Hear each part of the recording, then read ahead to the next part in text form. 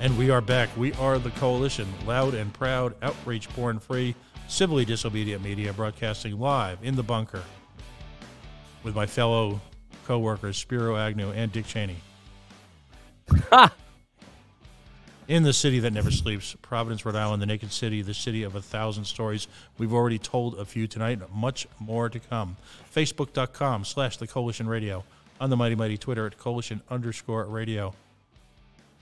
CoalitionRadio.us, the mothership. And, of course, CoalitionRadioNetwork.com, where we will be promoting video, promoting content as we grow to literally a 7x24 operation. It is my great pleasure to introduce to you in Rhode Island, and, well, probably not the rest of the country. I think both the Liberty Movement and the country is bracing for the impact of this candidate. He's new to Rhode Island. His name is Mark Whitney. Mark's got quite the background, and we're going to get into the weeds, because that's what we do on the show, by the way. We talk about being outrage porn free, which means we're not going to waste time on issues that apply purely to emotion. We're not a group of Spocks here. We embrace emotion. Emotion is part of our everyday life. But the differential between the libertarian movement, if you will, and the duopoly is the duopoly twists and uses emotion to, if you will, discourage us from an analysis of the facts, analysis of the law, analysis of the political milieu, analysis of really everything they're attempting to perpetuate and perpetrate on us at any given time. It's always a look here left, and by the way, we're going to quietly do here right. It's always an operation change the subject, while essentially they screw with us. Under the current administration, for example, in the last 6 months of the year, particularly the last 3 months of the year, we engaged in sort of a quantitative easing that humbled the Obamanistas' approach to fiscal and monetary policy. We didn't talk about it. We used to just say, my 401ks. That was the feigning. That was the look here while I'm doing something in the background. Tariffs. Are you kidding me? So all sorts of nonsense was taking place while we were arguing about some silly claim from the mainstream media or the Democratic Party. And when the other folks who were in charge, the same thing happened. That's going to change here. That's going to change now. Times of national crisis, if there is a moment when we can actually look at our government in the clear light of day, what they have wrought upon us, what they have prevented us from accomplishing on our own, is staggering. So someone, I believe, who is firmly opposed to that and is going to do his best as he challenges for the Libertarian nomination for the President of the United States is, in fact, Mark Whitney. He's joining us from his own bunker and his own undisclosed location. Mark, if you're out there, welcome to the Coalition. Thanks for joining us tonight. Yeah, my own outrage porn-free studio. I like that. You sound, Pat, you sound to me like a guy for whom this is not his first time behind the mic. Am I right? I've spent a fair amount of time looking at it. I guess you could call it this way. I've never been short of an opinion, and I've always sought some type of microphone or pedestal to put myself onto, or soapbox to launch it. So there you go. You sound like an old school radio guy. I heard you in the prior hour bestowing, talking about the virtues of this technology. And I think you and I might be of a similar age. And I got to tell you, one of the nice things about being 60 is I remember back my first radio job in 1979. I was 18 years old in Middlebury, Vermont. And in order to do what we're doing now without video, Mark Brady, the guy that owned WFAD in Middlebury, Vermont, in order to have an AM signal, he had to have access to a swamp for the AM transmitter. And to have an FM signal, he had to have access to a skier because FM transmitters need to be up high.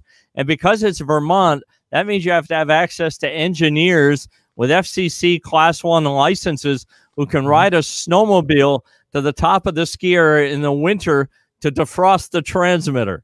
And for all of that, you get a 10-mile radius, a staticky signal, and here we are. This is fantastic. No, it is. I mean, one of my goals on this, particularly with respect to the libertarian movement, is we got to signal in and out. But one of the goals here is to work hard to unify, not in a philosophical sense, but I'll call it on a geographic sense, what's going on with libertarian affiliates around the country.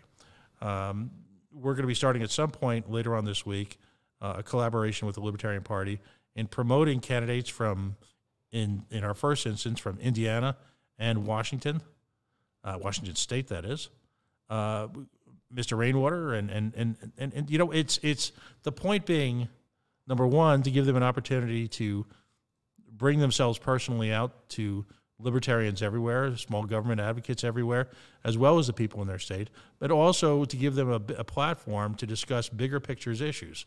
What, you know, in the age of COVID-19, what is important, or what's happening in Indiana or Washington State with respect to that? What type of assault on civil liberties are happening there?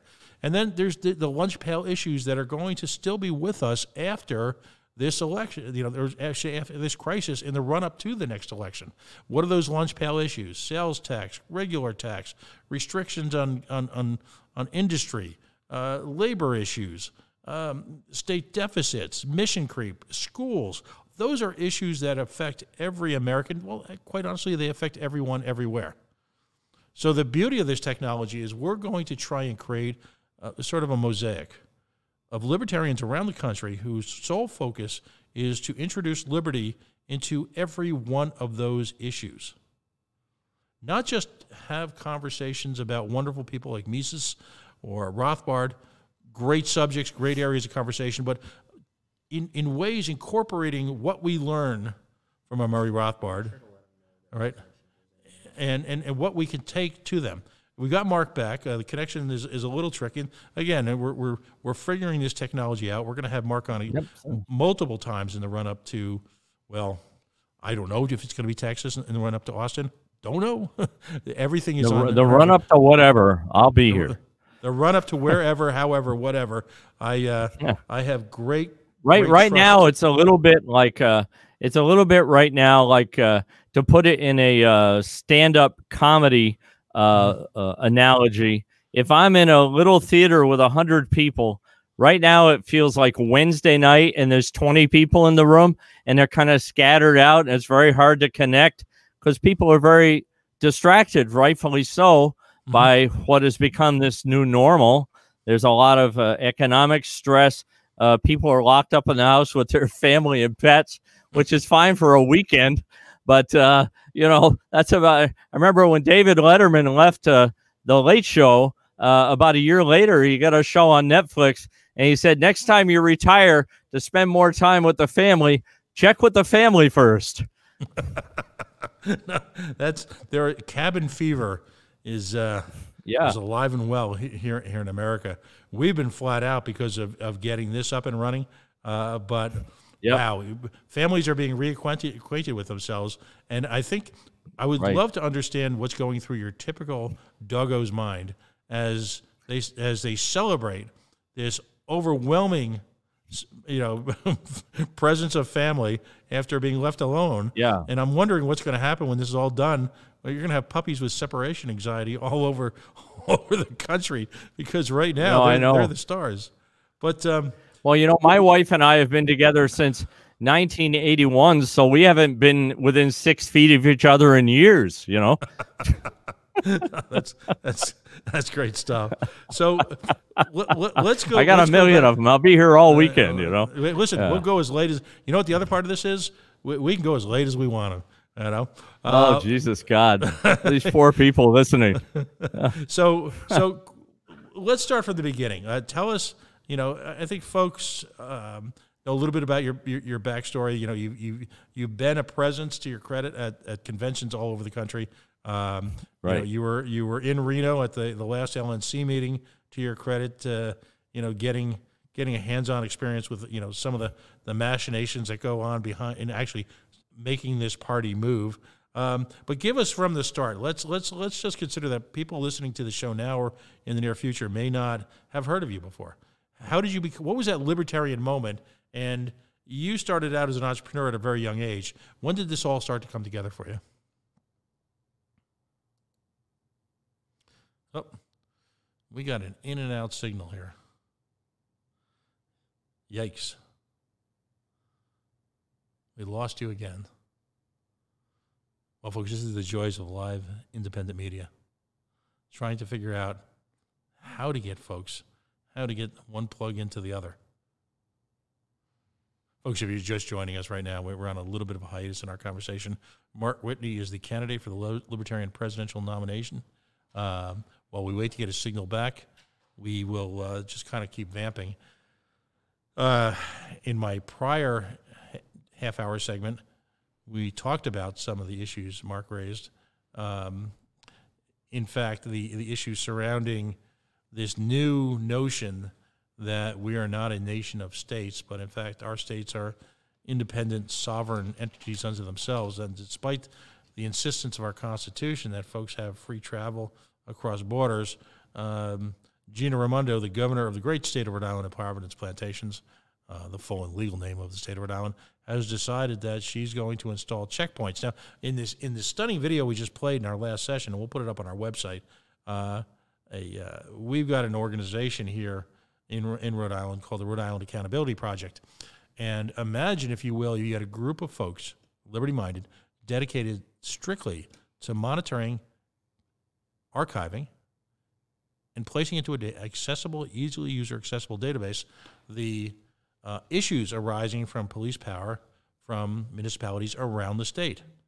Yikes. Well, they've done it for a number of years right now and constantly face challenges because of it. We're going to bring Mark right back up. More on the Rhode Island Accountability Project later. Dissolve to Mark.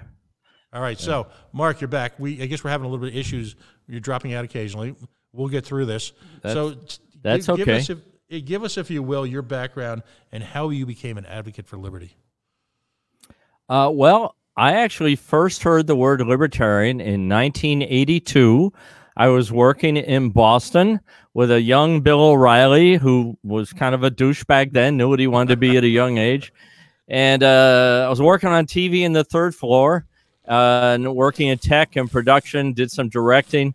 And then on the fifth floor, someone you may remember, Pat, a guy named Gene Burns, ran as a libertarian in 1984 for president.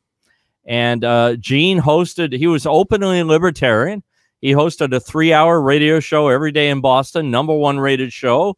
And every day for 3 hours, he unpacked the same question: what is the nature and role of government in a free society? And I was not a great student in high school, but my favorite class was 9th grade civics. And when I listened to Gene Burns, that's what it sounded like to me. And when I read the Libertarian Party platform and the Bill of Rights, it sounds like 9th grade civics. So here I am. That was a very unique time in Massachusetts history, and there are a lot of great libertarians still in Massachusetts. That David Brudnoy. I learned a lot about life listening to David Brudnoy. I mean, they were libertarians at a time when folks didn't even really understand the concept. Right. What do you think of Gene Burns or David Brudnoy would say right now at this very moment in history, given what's happening in New England? How would they react? You know, I wish that I was able to have Gene Burns, Jerry Williams, and David Brudnoy for 9 hours a day ranting and raving against the suspension of the Constitution. They would have 9 hours of choice words. That would be 45 hours a week.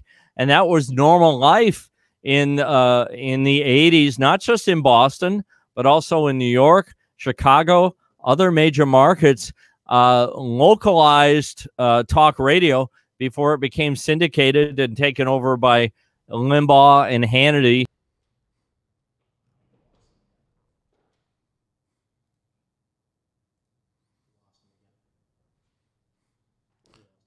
Yeah, we lost you again, Mark. What should we take a brief moment? What do you think? It kept happening before, too, so keep going. Okay. Can folks hear him? No. He's completely dropping out.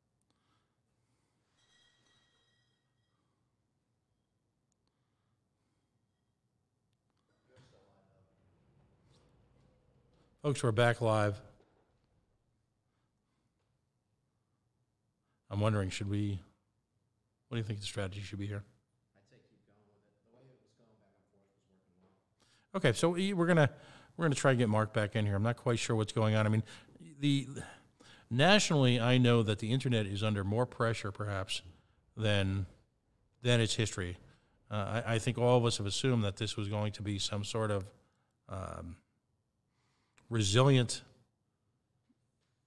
pressure-proof backbone, and I think what we're finding out is that the sheer prevalence of Zoom teleconferencing, children being educated at home, we can go a few hours here and not have any connectivity issues at all, and then all of a sudden, a different part of the country probably logs on, and clearly I'm not a technologist.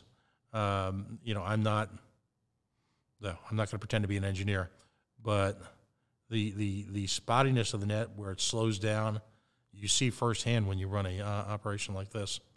So anyhow, hopefully we're going to try and get Mark back on right now. Yeah. All right, so. It takes him about a minute, it seems like, to get back on. So yeah, he'll be back with us shortly. So again, if just to kind of keep the conversation going, the Rhode Island Accountability Project has created this database. Folks, anyone can access it. It's all public record. And talk about the challenge. And they can face constant legal challenges. Police departments, there'll be a change in administration, and all of a sudden, they'll lose access. And the American Civil Liberties Union will come again, support them, sue them again. And again, it's a case of police power has gone wild or municipal power has gone wild. They'll actively... Here we are. I'm back. All right. So I wonder, have you been having problems with other people, or is it just me? Every now and then, but Mark, when I was kind of vamping there, I think the internet is under huge pressure right now, just from the sheer volume of traffic. Kids being educated at home. So let's get right to you. So if we lose you occasionally, all of my opponents are home watching midget porn instead of running for president. That's the problem. There you go. Maybe some of them are acting in them too. I'm out here trying to get elected. For God's sake. So you started in radio, and once I find out you got a sense of humor, Pat, that's how this is gonna go. Go ahead. Yeah, listen, on this new set, if it comes down to it, we might be doing midget porn here. All right. So well, you got the space for it, Midgets love brick walls. I don't know. I don't even know why that's funny, but it is. Some of our candidates love them too. Yeah. But so you started you were surrounded by giants, arguably giants in media, and then you went off on your own. You did your own entrepreneurial thing. Give us a little insight to that and how that affected you. Right on. So while I was working in Boston 4 days a week, I was growing my own advertising agency in Vermont. I lived in Manchester, New Hampshire, was halfway between the two places. And so after a couple of years in Boston, my wife and I moved back to Vermont where we grew up. And I had a very successful ad agency until I was about 27, 28 years old. And then Ben and Jerry, they decided to franchise. And that's when my life went to hell. It turned out they were great at making pints of ice cream, not so great at franchising ice cream shops. 85 out of the first 100 Ben & Jerry's franchisees went bankrupt. I was one of them, and stacked on top. Oh, this is tough. We get them for a minute. I'm not even. Next time we get them in, we're just going to go right to it. This is an interesting callback to Gene Burns, because one of Gene Burns and Jerry Williams' favorite guests was Irwin Schiff. And so I would listen to Irwin as I was driving into work. I'd listen to Irwin on WRKO.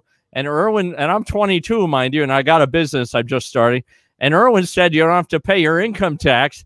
And I said, well, one less thing. And for 2 or 3 years, I didn't pay my income tax. But when I wanted to borrow millions of dollars to build ice cream shops all over New Hampshire, I gave the banks a couple of tax returns that reflected what I made those years. I just hadn't filed them with IRS. And it turns out they have no sense of humor for that. Yeah. None. Yep. None whatsoever. So you went on That vacation. was 30 for a years while. ago. Yeah, you went on vacation. You went on vacation for a while. Yeah. As we like to say Yeah. here in Rhode Island, we've had a number of politicians who quote unquote go on Buddy vacation. Cianci. Yep. Yeah, the mayor. Yep. Yep. When he had his radio show, he had a dog that he called Rico. Now that's a politician who's committed to the bit right there. He's telling you exactly what you're getting.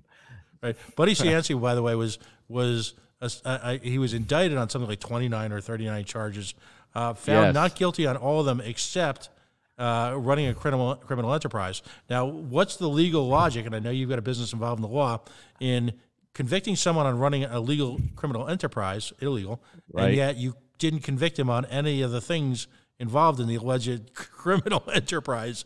As he was mayor of Providence. That is per se a criminal enterprise right there.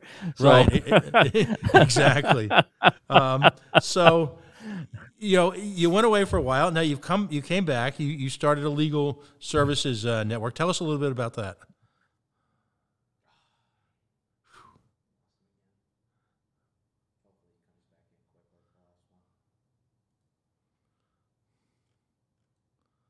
Oh, man. Anyway, folks, if you're still listening, we'll just keep saying, we're talking about Vincent A. Buddy Cianci, the late, great mayor of Providence. There was Buddy Cianci 1.0 and Buddy Cianci 2.0. When he comes back, Mm-hmm. we should have him call and connect the phone to Bluetooth, and I walked down the road in White Deer, Pennsylvania, about a mile and a half down this dirt road in April of 1993, and I went up to the White Deer Motel, and I said, "You ain't gonna believe this. I just got thrown out of jail." And he let me call my wife, and she drove the 9 hours from Vermont to pick me up. And so there was some more litigation between me and the government, where they sued me to try to stop me from helping defendants on their cases, even though I was under the supervision of attorneys like F. Lee Bailey. And so I won that. I was prepared for that suit. And I went on to spend the rest of my career, the next 25 years, in the law, started a company called thelaw.net. And since then, 40,000 lawyers have bought the law from me so they can do legal research for their clients. Impressive. So, God bless America is what I usually say at the end of that. there you go. So then, what led you then to enter the field of play for elective office? What was your motivation? Before the government put me in a cage, I was libertarian-ish. Once they put me in the cage, I became not just an upper L libertarian, an all capital letters libertarian. And that is what happens to a lot of people who get put in cages. And that's why they don't want felons voting. We know too much.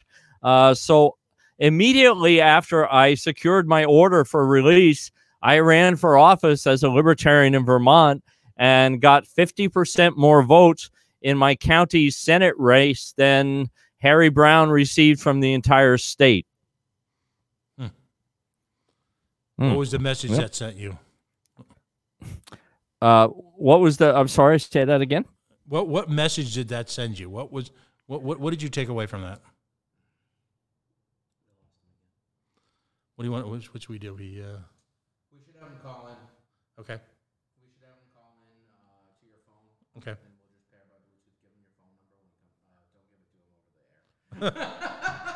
air. Libertarians have already done that on me. When we get him back, we'll have him call you. And we're already paired by Bluetooth, so we'll bring him in by phone. All the laughs at the political forums, and they did a big full-page piece of brochureware on me, which you can read on markwhitney.com. And it really taught me the role of humor and so forth in politics.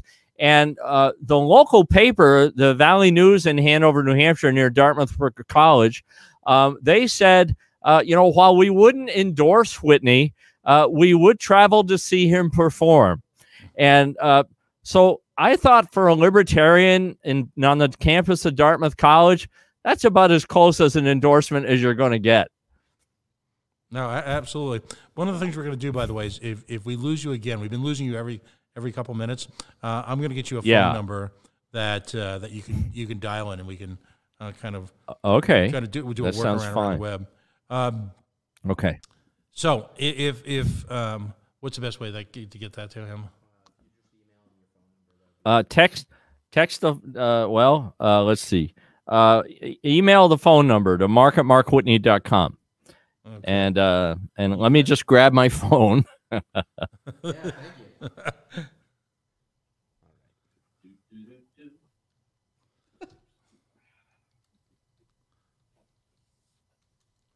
All right, folks. So we again apologize for the technical issues here. What's your? I'll pull it up. Thanks for being. All right, here. So Pat, why don't you tell people some of the awful things going on in Rhode Island while I look up this phone number here? All right, cool. So, to keep things moving here. So, Rhode Island has got a reputation for somehow always being at the center of everything.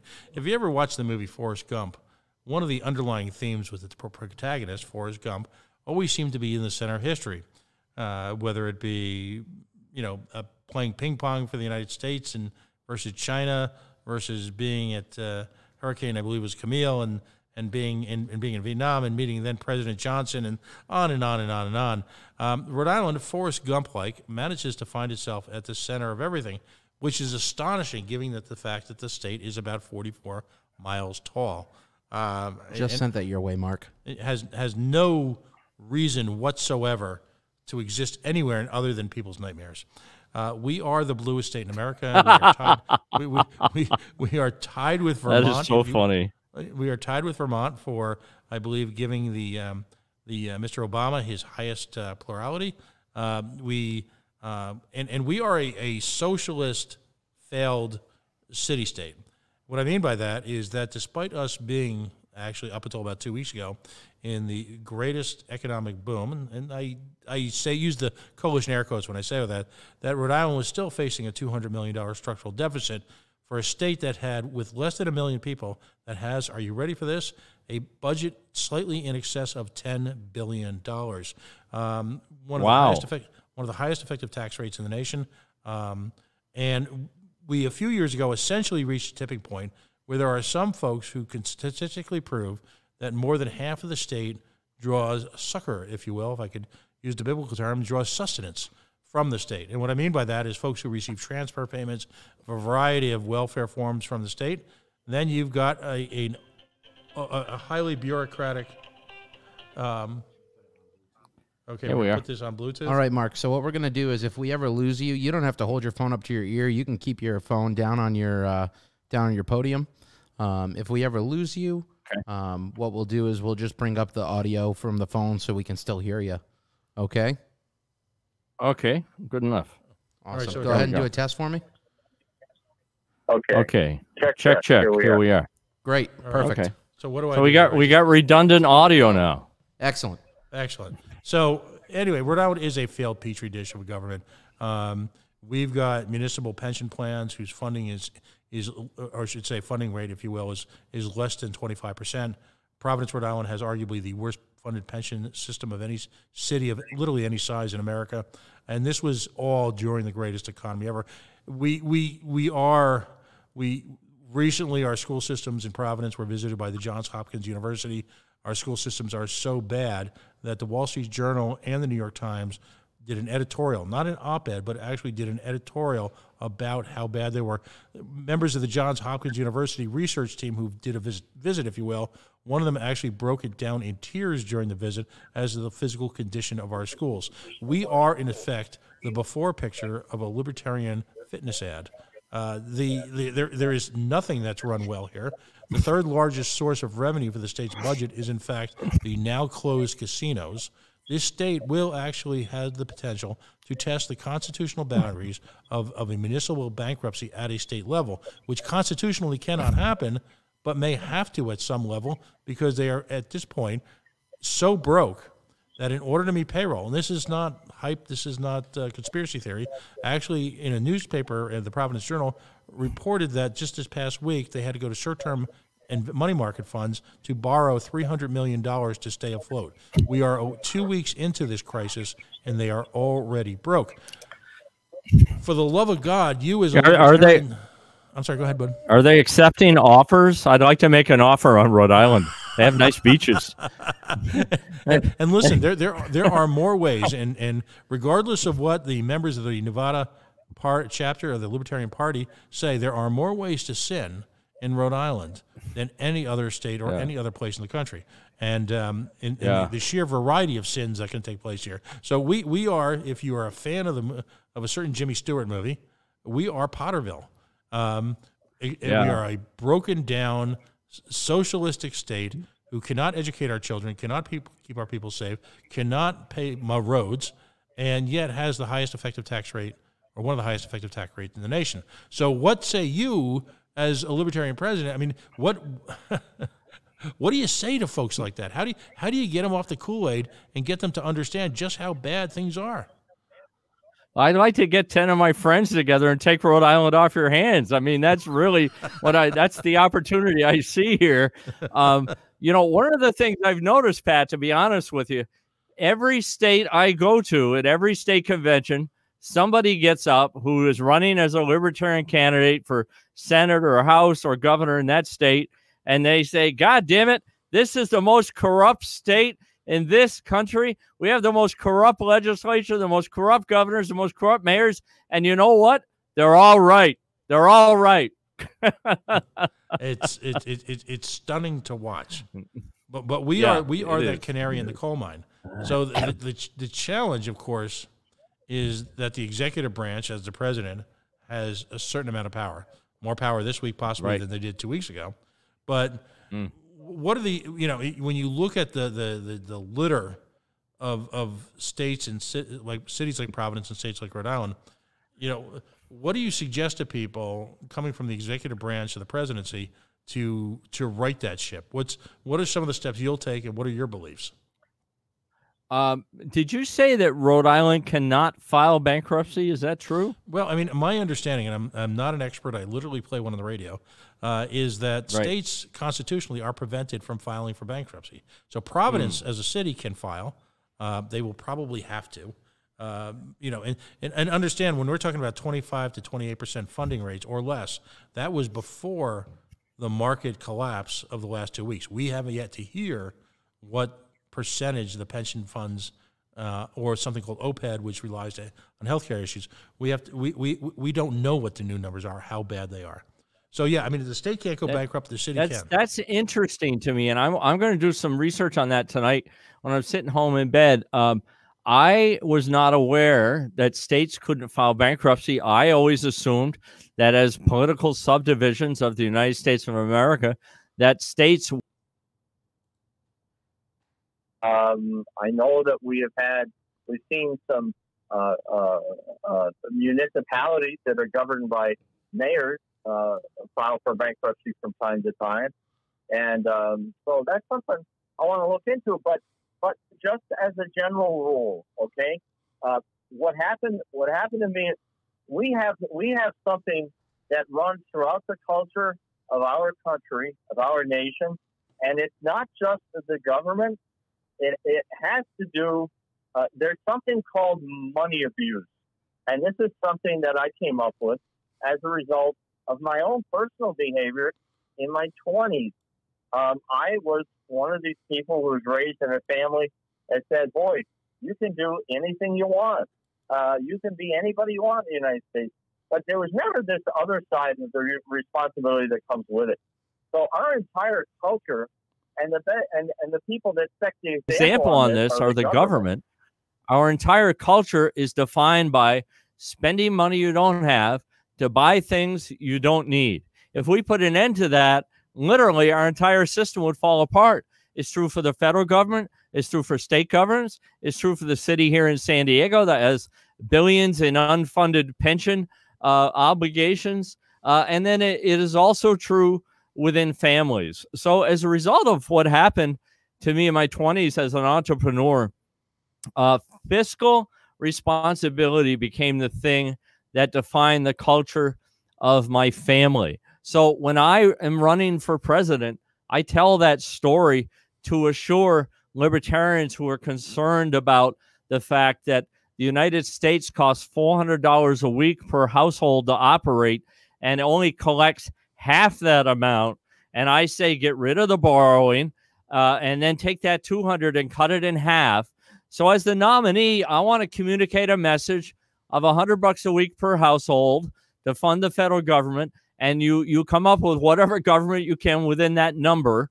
And I think that is a story, a way of telling a story that people can easily wrap their minds around, because everybody, no matter their education level or their intellect, they understand that if their personal household costs $400 a week to run, and they're only bringing in $200 a week, it doesn't work. It doesn't work, and you have to make a change. We are a nation of.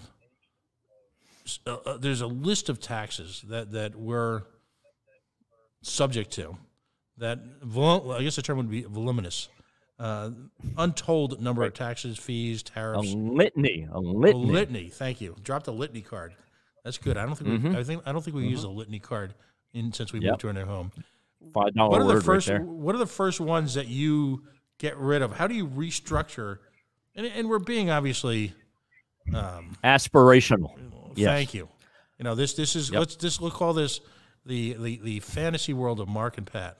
Although that's a dangerous concept too. But where do we go from here? What's your first assault on the tax system here in the United States? So I love to talk about the 16th Amendment. I have fantasized about being in the Oval Office and being able to use the absolute unilateral, unreviewable, uncheckable authority that presidents have to declassify state secrets and find the worst state secret I can and use that to shake Congress down into repealing the 16th Amendment, which gets rid of the IRS. And the reason, beyond just the hard cost that the IRS imposes on all Americans, it's the anti-competitive role it plays in discouraging entrepreneurs from growing. And I have many friends, including one of my sons. You know, you put everything you have into growing a business. Maybe you get it up to spitting out $1 or $2 million a year, and maybe you're taking $3,000 or $4,000 a week out of that business. Life is pretty good, and you have a decision to make at that point. Do you want to continue to grow, which requires more and more back office compliance and more of the creativity and imagination being sucked from your soul as you hire more people and have more and more regulations and obligations, everything in the back office that goes with running a business? You want to do that? You want to go to, say, 10 million? Because, you know, in California, when my son got his business to 10 million, he got a letter from the state saying, congratulations, you're at 10 million. Now you have to prepay your sales tax. That literally happened. And so there are all sorts of these anti-competitive taxes. Aside from just the money it costs, it's just headspace that discourages entrepreneurs to show up every day and come up with new and better ways to deliver products and services that people want. And that's the thing as an entrepreneur and as an artist. Again, beyond the cost, which is onerous enough. I think that the First Amendment has created the biggest sandbox. The First Amendment invites everybody to show up every day and do their best to try to create an amazing life. And I hate to see that weakened, those principles weakened by this horrible 16th Amendment. You and I, at this point in our life, are pretty well traveled. We've both been to the Caribbean. And one would not ever think generically of the Caribbean as sort of a hotbed of entrepreneurial activity. But when you travel to nations like Bermuda and you see that there is no corporate tax, there's a value-added tax, that the sheer proliferation of offshore financial companies, insurance companies, all because they don't have to factor in the impact of taxation. to a large degree. They're able to build an economy based on the actual performance of the company, where as opposed to first viewing success through the prism of the tax bill, and then all of a sudden, okay, then we can actually try to run our company. How is it that Bermuda Bermuda got it right and we've got it so very wrong? What are your thoughts? You know what? The 16th Amendment was passed fair and square. And when something like that happens at the federal level, the states copy it. Have you noticed that, the United States has an attorney general and every state has an attorney general. The United States has a Department of Education. Every state has a Department of Education. We have 51 of everything. 51 of everything. That can't be necessary. Certainly we could do with 4 of everything. But instead we have 51 of everything. That's the world we live in. And I'm sorry to say, I feel like Orthodox Democrat and Republican citizens who are in the top 10% of income level, these are the people that I've spent most of my life around. They like it that way. The most educated people that I have lived with was back in Hanover, New Hampshire. Everybody had sort of an Ivy League education there. And boy, when I perform my show Fool for a Client in theaters about going through my experience with the justice system, I have to spend the first hour very creatively bringing them up to speed on fundamental aspects of the Bill of Rights to prepare them for the 25-minute rant to follow. I mean, they just have no clue about this stuff. If I say Fourth Amendment in a group of Ivy League graduates, they don't know what the hell I'm talking about. They have no idea. And yet most legal experts would argue that the amendment most under attack in today's political system is, in fact, the Fourth Amendment. That, by definition, the mainstream media is protective of the First Amendment. The Second Amendment, we've got a variety of societal forces willing to debate it. And yet the Fourth Amendment stands out there, misunderstood, if even acknowledged, ready to be taken. And we're paying the price. Fourth Amendment has a word in it that's very ambiguous, and it had to have been a compromise. I've never researched the history on the debate surrounding the Fourth Amendment, but the ambiguous refer to is the word unreasonable. So over the years, Democrat judges have construed the word unreasonable to mean what it means. And so that can be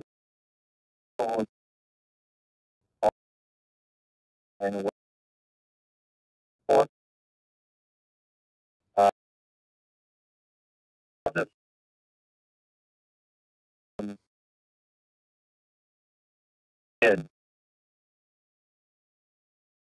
and then bring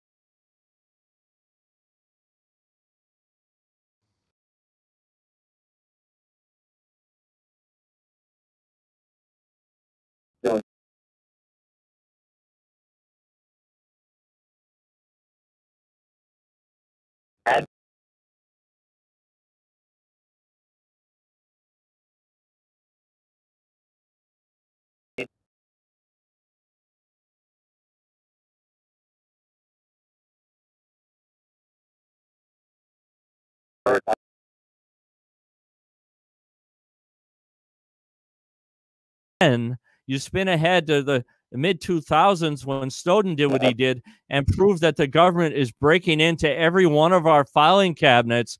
And because Barack Obama was the president, part of the Ivy League alumni associations I speak of, in the 70s, a lot of those Ivy League grads used to be civil libertarians. But when Obama was president, they sat mute.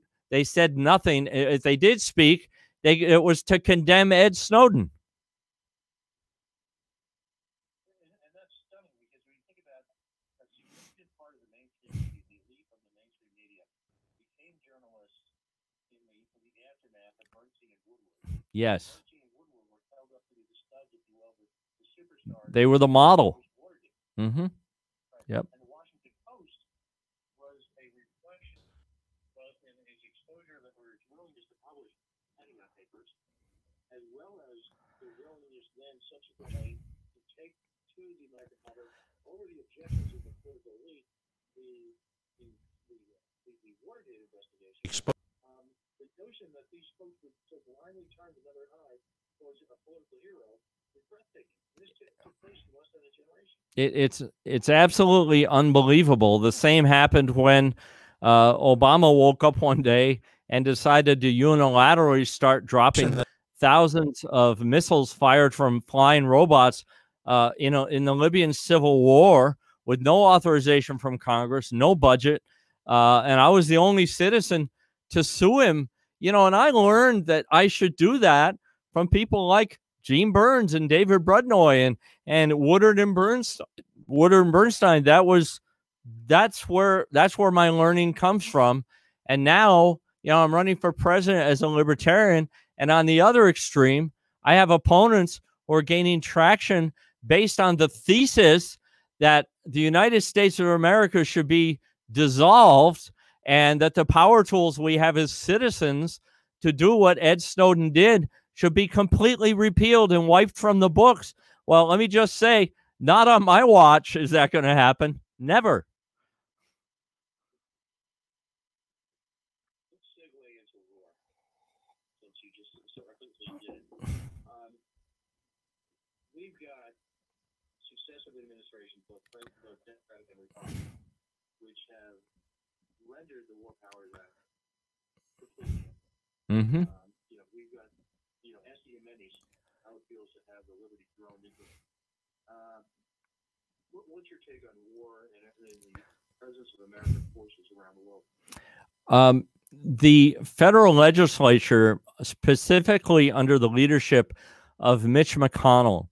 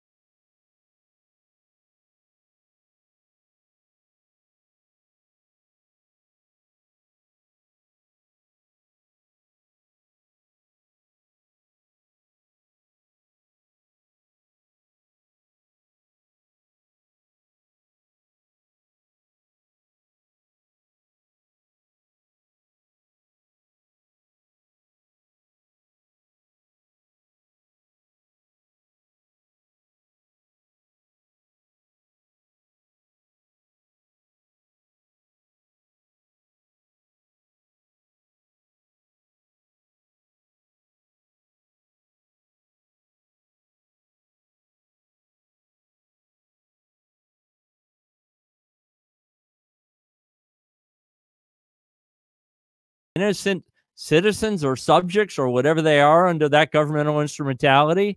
And I've said that as president, as soon as I'm able, I will sign the Rome Statute, which will bring the United States under the jurisdiction of the International Criminal Court.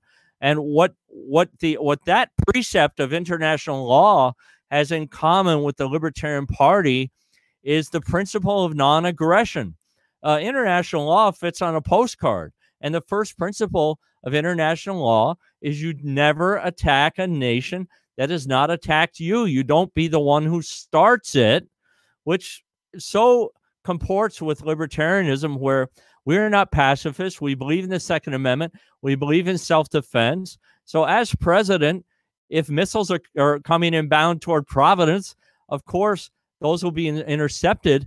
But otherwise, there will be no outbound missiles. That's just not going to happen.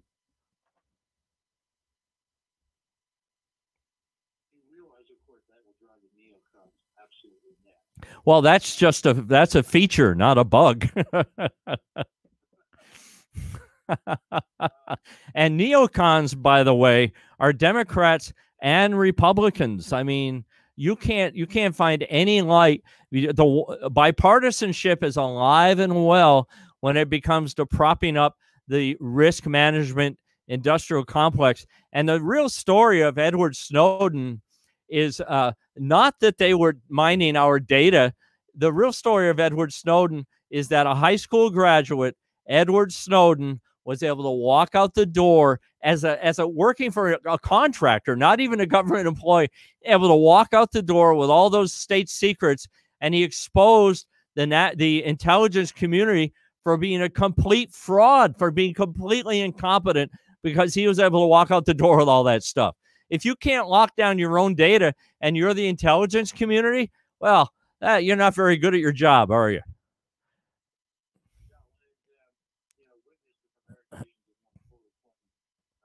Huh.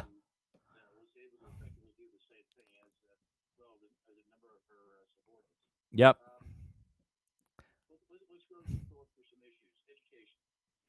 I believe that the word, yeah, go ahead. So I think the word education should be the most liberally construed term in the English language. So if the federal government is out of the business of education, it is easier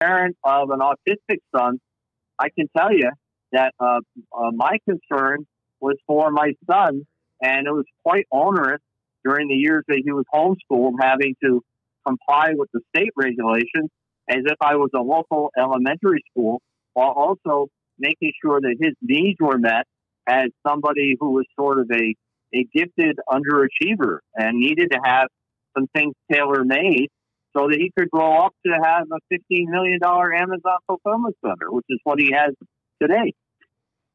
Wow.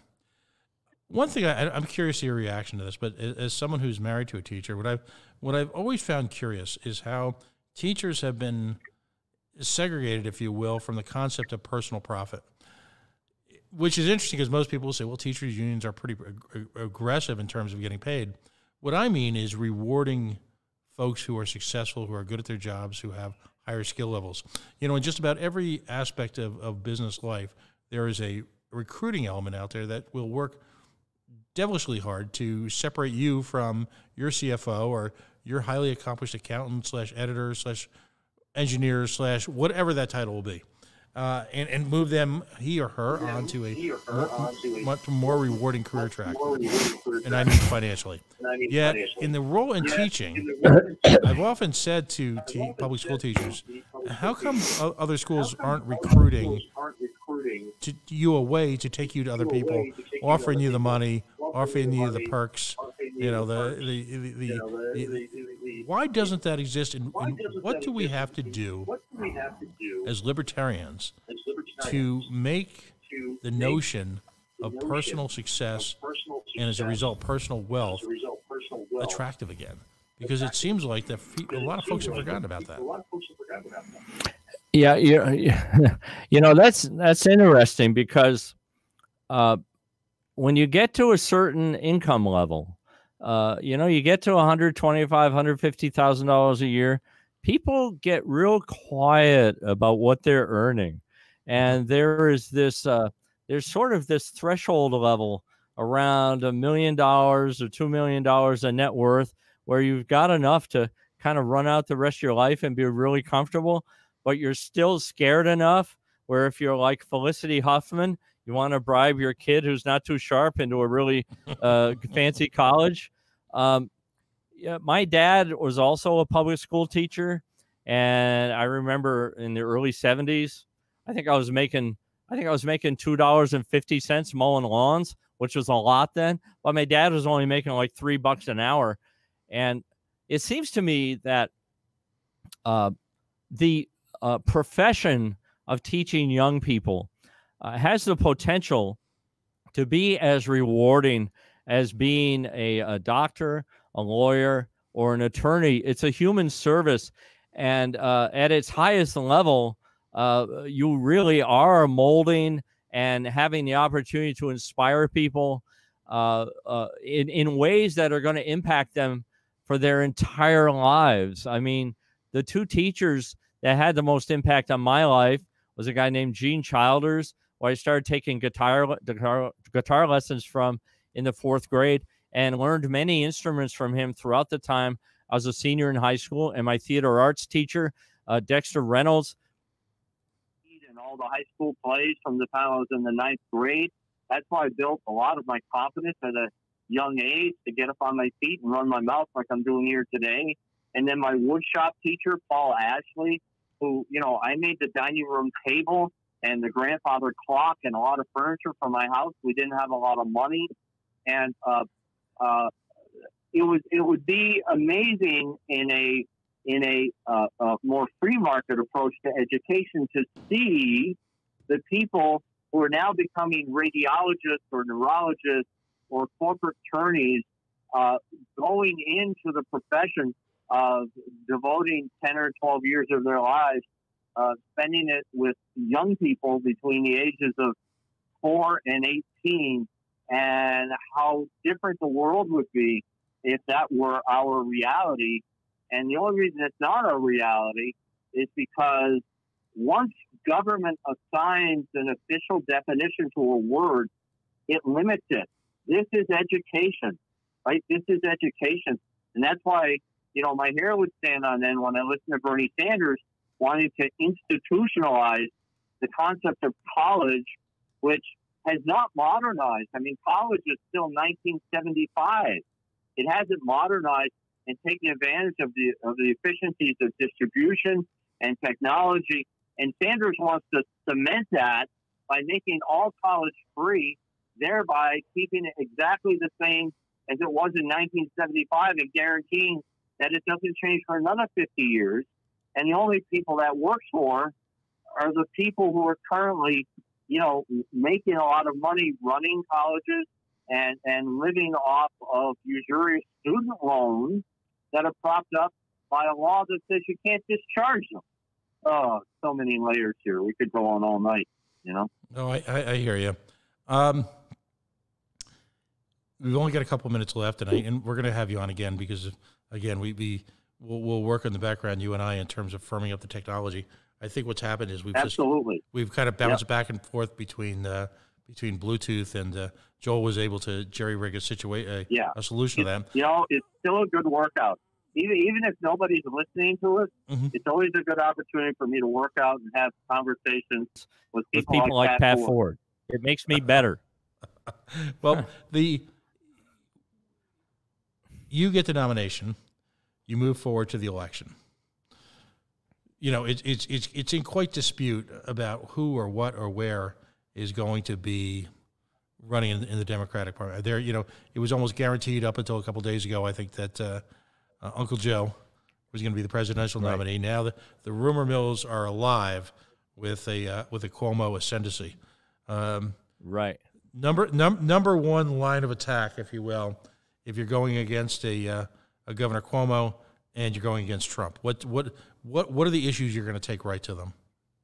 Well, 30 years ago, when I was at Allenwood Federal Prison Camp, Mario Cuomo, I happened to be a favorite of a lot of your mobsters in that city. So I did a lot of legal work for them. I know a lot of people in your town whose name ends in vowels as well as yours. So I have, you know what? My favorite thing to do, I did a podcast the other day with a couple of hardcore blue collar New Yorkers, and there is nothing better, man. There are no straight men in New York City, and I can go toe to toe with the best of them. So I would love to have a food fight with Mario Cuomo on a debate stage, and we can just throw down, and we can use all the words I wasn't allowed to word at the Florida convention. And every American will want to see that show. And and Donald Trump can referee. It'll be fantastic. Literally a salad oil wrestling match. Absolutely. That's good I'll stuff. wear a thong. I'll do anything to get attention for the party. That's all right. Well, I've got to sign off now, but I want to continue this conversation the next week or so because we've got plenty more. That sounds great. We've got plenty more to go for. I think we're going to try and work out. I know some great people have been working on debate formats because of the issues surrounding conventions. We'll probably try to work on something like that here as well. I think it's been a great opportunity for the party. I was the first candidate. I was a week ahead of everybody else saying, look, we need to debate each other one-on-one. We need to have panel debates. We need to take advantage of this opportunity for libertarians to get to know who we are. And I feel it's been a big benefit to my candidacy to be able to do these one-on-one debates and give long answers to questions and really mix it up. It's really been working out great. All right. Well, Mark Whitney, he is a dynamic candidate running for the presidency of the United States, first for the Libertarian nomination.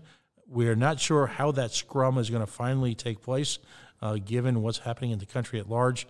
But the great part of this movement is that we've got solutions. We're a solutions-based philosophy. Many of the solutions that we've been promoting are actually being used by government, sort of on the down low. They don't want to use the word libertarian. But if my advice to the party at large, and I know you're taking this to heart, is let's go positive, let's go solutions, and let's point out to Americans that the way out of this crisis revolves around free markets, revolves around small government, revolves around folks who understand that government should not be primary in people's lives. And I would just say to folks to understand that this is a natural disaster, but a natural disaster that could be better mitigated if we had a bigger free market involved in its solution from the very day it evidenced itself as a problem. And, that's what I think that's a story you and I and the candidates at large and the libertarians need to focus on and need to take that forward to the streets. So absolutely. As somebody whose life has been defined by his response to very adverse situations in my 20s, including being incarcerated for a while, I am just hardwired to look for the opportunities in what we are enduring right now. And on the flip side of this, we're going to get to unpack those opportunities. And I think the potential to take the word libertarian and turn it into a threat, so that officialdom respects our message, I think the potential for that has never been greater. Absolutely. Mark Whitney, he's running for the presidency of the United States. Mark, give us the lowdown on your where folks can find you on the interwebs and on social media. MarkWhitney.com. And most of the drama in my campaign plays out on Facebook at the Mark Whitney, TheMarkwhitney. I do a show every day called Live at 5 for half an hour, where I get on, I rant and rave and talk about whatever's going on. And then we have a lot of debates and a lot of interviews like this. And Pat, this has really been enjoyable, and I look forward to spending a lot more time with you. I also am doing a lot of things to understand all the opportunities that technology presents. And I think the time will come in the not too distant future where we will have a libertarian network similar to what you were talking about in the last hour, and we can really blow things up in a positive way. Excellent. Good luck, young man, and we'll talk again soon. Okay, thanks very much, Pat. You have a good night. Bye-bye. We are the Coalition, loud and proud, outrage porn-free, civilly disobedient media, broadcasting live on the Worldwide Coalition Radio Network, at coalitionradionetwork.com, facebook.com/The Coalition Radio, on the mighty Twitter at Coalition_radio, and of course the mothership at coalitionradio.us. Folks, media like this, independent media like this, is supported by donors and sponsors. At coalitionradionetwork.com, if there's ample opportunity to support our sponsors, airsciences.net, Beacon Shipping and Logistics, the great Yacht Club Bottling Company, the finest soda in the world, Boutique Soda, before we all knew Boutique Soda. I'm doing 5, 6, 7 hours of conversations a day, and quite frankly, it's through the miracle of their Diet Cream Soda that I'm still sitting here right now. Look for more broadcasting from us this week as we look to establish a schedule. You'll see that at coalitionradionetwork.com in the coming days. I know we're going to be doing 3 hours Friday night, and we're going to continue to refine the bandwidth as well as Rhode Island's newest talk radio station. Stay tuned. We'll be back.